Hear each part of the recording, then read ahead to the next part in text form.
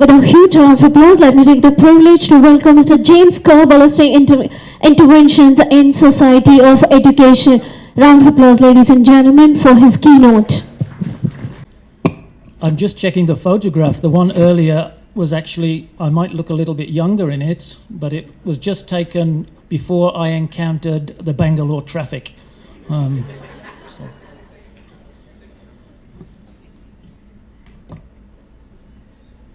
Chief guests, special guests of honour, Edulite founders, mentor, board members, directors, and fellow educators.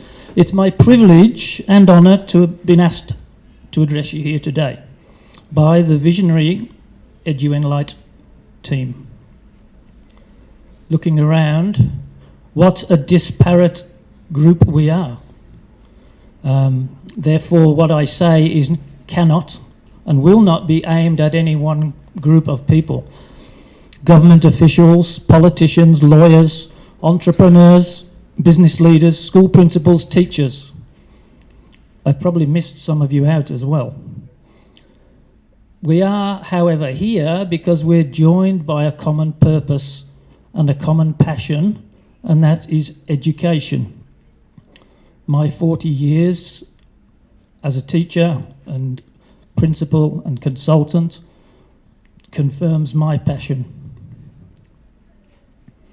We know and understand how it's important and its importance and its value. We know that the future of our nations, I say nations, not just India, depend on how we educate our young. The original 3 R's, which you all know, and some of you probably sat in school and learnt them, have stood the test of time. Let's add EduEnlight's visionary new ones and create 3 new R's, a robust, relevant, revolutionary system of which all Indians can be proud. We're here today because it's time to address the ongoing and new challenges that are presented to us. We're here because we care. We know that a strong, sound education system is imperative for your future, the future of your country. And EduEnlight is at the forefront of this move towards modernising and revolutionising the system. Put your ongoing support behind this team. Today's events and the sessions that you are going to experience and enjoy are testimony to their vision. By education, I mean an all-round drawing of the best in child and man in body, mind and spirit. And that's actually what education is. It's not a body of knowledge, it is the whole person. All countries, developed or developing, are struggling with the same issues that we're looking at today. You're not alone. The speed of change reaching a frenetic pace. The idea of schools preparing students for the future is becoming more and more of a challenge. Technological advances have affected many areas of our lives, the way we communicate, collaborate, learn, and of course teach. During the industrial era, students were essentially trained to work in factories. Career readiness meant preparing for jobs in which a worker would spend hours, years, doing the same thing. A routine task, more often than not with the same company, the same job. They say nowadays that your students will change career maybe up to 10 times, not just company, career.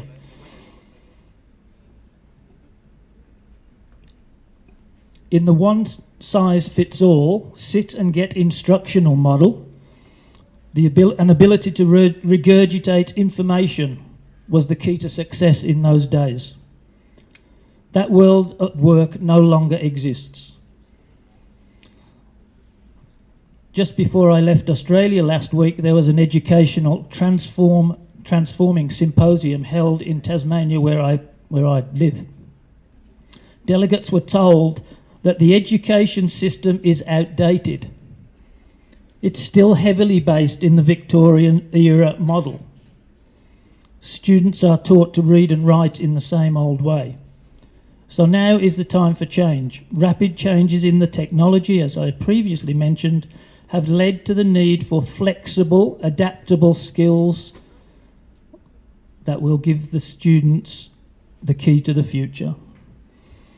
The framework required for the modern world of education is one created for outcomes, not just measurement of results.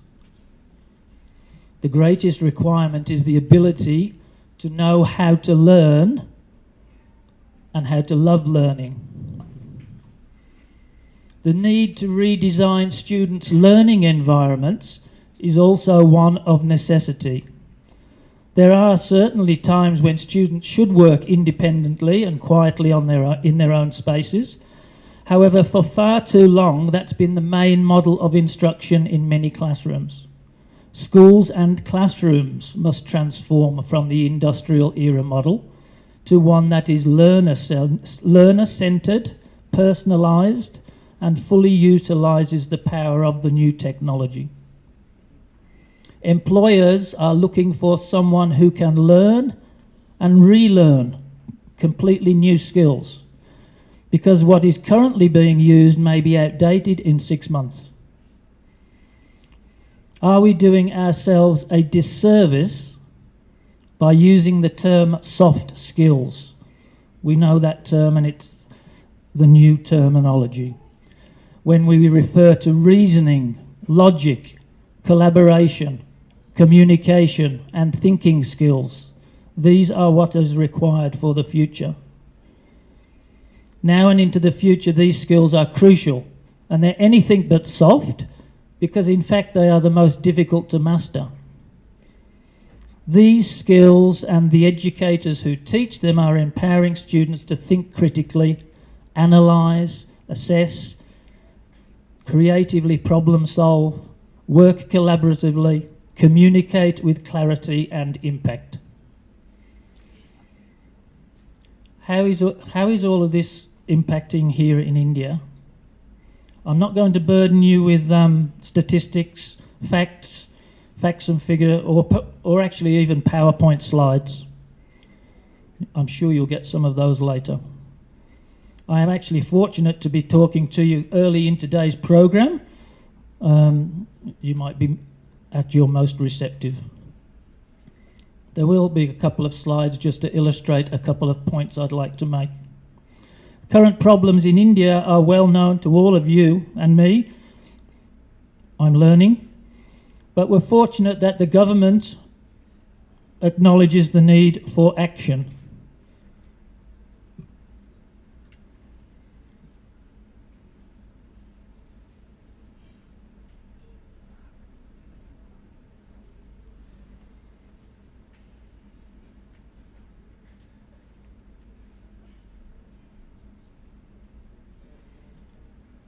I'll come back to that slide if we get it. It's actually a slide of your Prime Minister and something that he said recently about the urgency for change in education, and that we all...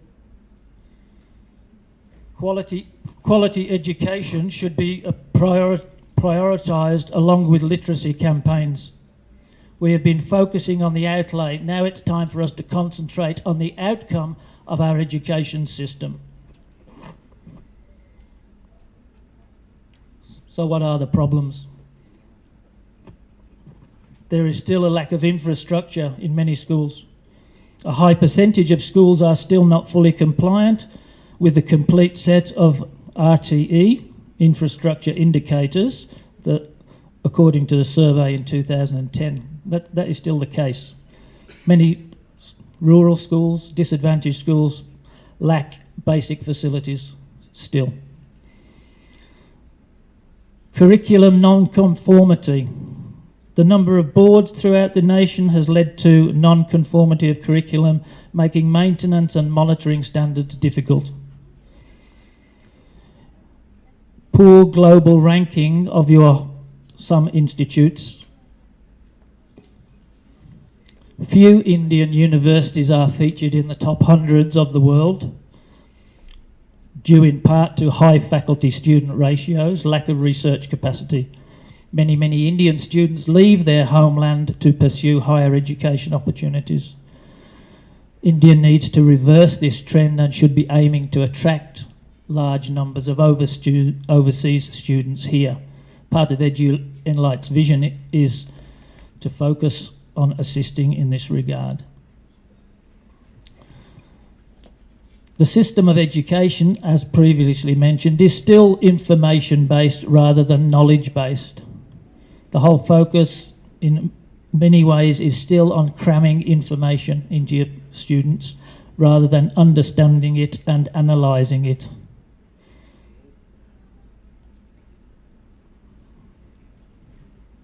Wrong. I think you got the wrong one.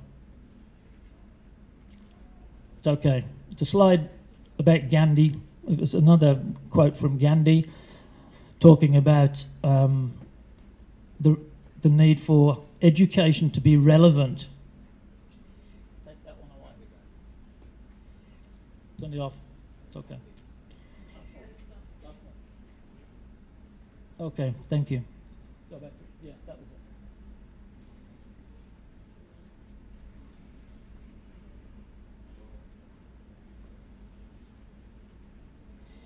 He talks about education through the medium of a handicraft, relevance to what they are doing and understanding it, not just putting it in your head.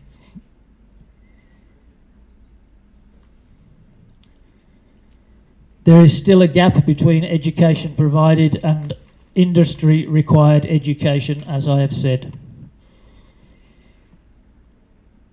I previously referred to changing requirements. Industry faces problems finding suitable employees as education provided isn't relevant to the changing environment. We still suffer gender and discrimination issues here in schools. Traditional Indian society unfortunately still suffers from this. There are many obstacles preventing underprivileged sectors of society having equal access and opportunity. A couple of other issues, pretty much out of my sphere, in that they are financial considerations. Everybody's looking for more money, not just the education sector. Hopefully the government, we know the government knows the need for it, so costly higher education and government funding for the schools, lobby for it, and hopefully things will change. Addressing these problems is difficult. First and foremost, the realization that one of the strengths of India is in fact its diversity. 130 crore people, following 7 religions, speaking 200 languages, with 1,800 dialects. This is a strength, but it must be harnessed to realize its potential.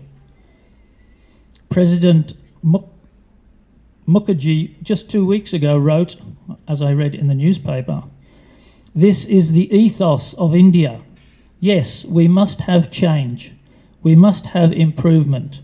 We must move forward, but not in isolation, not in groups, not individually, not in caste or community, but for the entire landmass of India." He noted that the recently adopted unified taxation system was a significant reform in the history of India.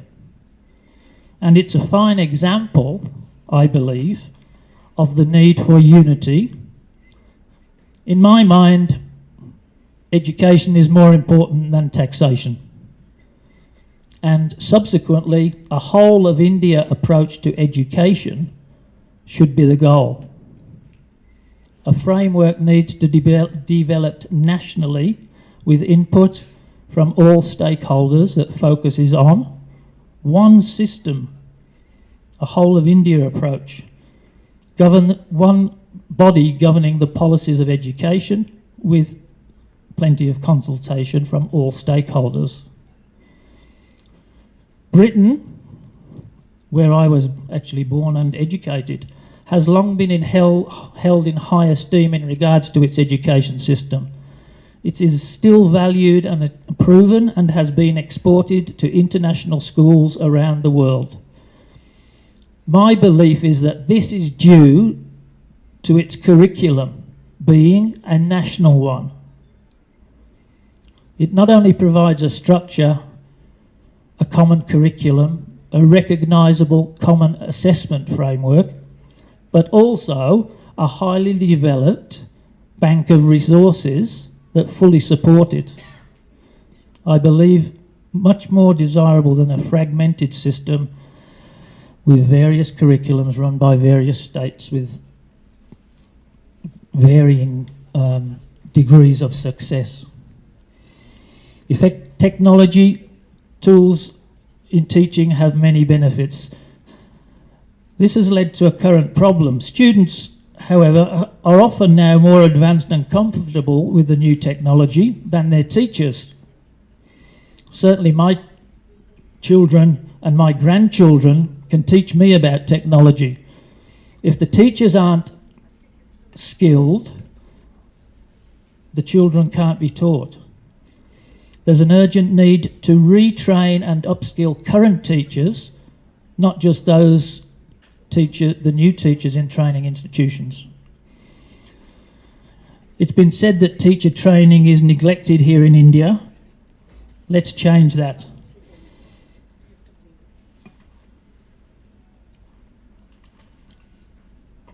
I believe another issue is that all sectors of Indian society must benefit. Rural, urban, disadvantaged, and those gender issues that I previously mentioned must be addressed. There's a wide range of student needs in all of the different schools. Gifted, hearing impaired, slow learners.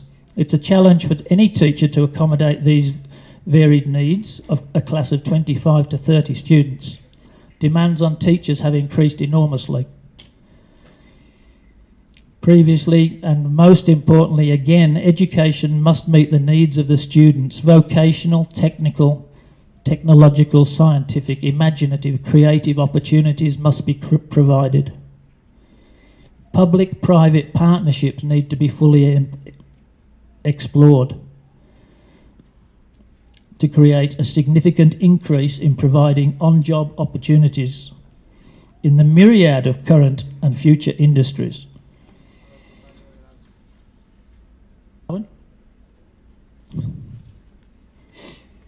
My conclusion, your challenge, whoever you are, whatever your sphere of influence is, classroom teachers, your sphere of influence doesn't just stay in the classroom, you influence teachers, the local community, the parents. Principals don't just influence their school, they also interact with government officials. We all have a different sphere of influence, and it's a challenge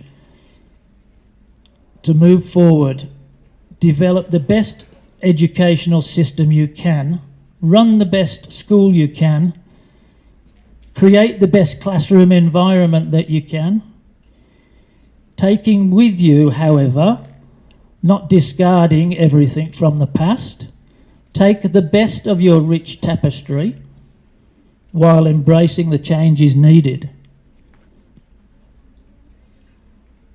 Darwin said, it's not the strongest that survives or the most intelligent, it's the one that adapts to change. That is what we are imploring you to do. Adapt to change, keeping the best of the past. So I look forward to meeting with you through the day. Please, I will try my best to speak with all of you through the day personally. I'm available to you.